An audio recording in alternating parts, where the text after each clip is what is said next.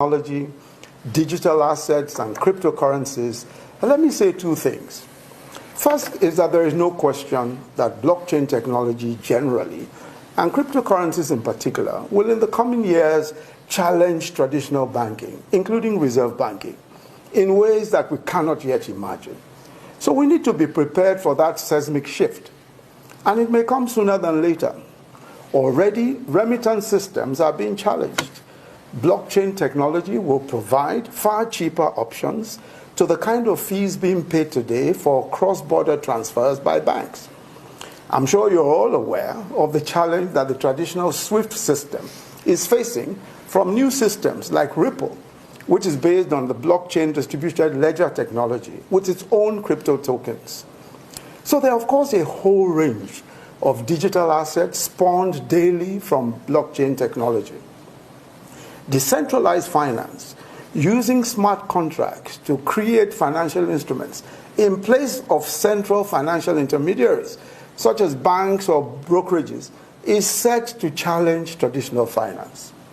The likes of Nexo Finance offers instant loans using cryptocurrency as collateral. In fact, some reserve banks are already investigating their own, issuing their own digital currencies. Clearly, the future of money and finance, especially for traditional banking, must be or is as exciting as it is frightening. But as we've seen in many other sectors, disruption makes room for efficiency and progress.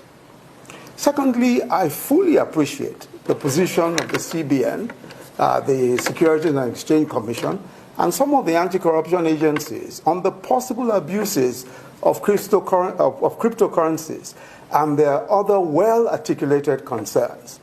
But I believe that their position should be the subject of further reflection. There's a role for regulation here, and it is in the place of our monetary authorities and SEC to provide a robust regulatory regime that addresses these serious concerns without necessarily killing the goose that might lay the golden eggs. So it should be thoughtful and knowledge-based regulation, not prohibition, in my view. The point I'm making is that some of the exciting developments we see call for prudence and care in adopting them, and this has been very well articulated by our regulatory authorities. But we must act with knowledge and not with fear. We must ensure that we are in a position to benefit and in a position to prevent